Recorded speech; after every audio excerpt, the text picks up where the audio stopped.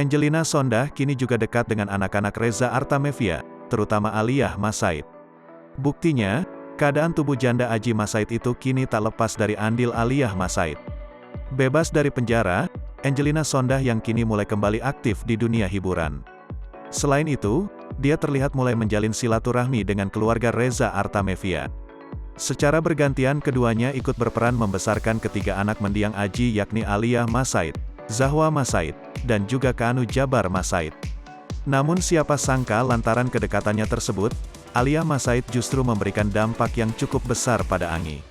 Pasalnya diakui Angelina Sondah, lantaran putri sambungnya tersebut kini ia berhasil menjaga bobot tubuhnya meski sudah menginjak usia 44 tahun. Hal ini bermula saat Angi memamerkan penampilannya mengenakan setelan kebaya.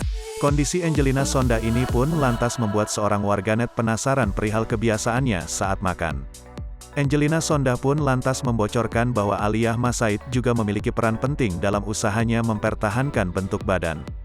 Makan biasa aja tapi sama @aliyah.masaid disuruh nge-gym, jelas Angi. Aliyah lantas membalas komentar itu dengan tertawa.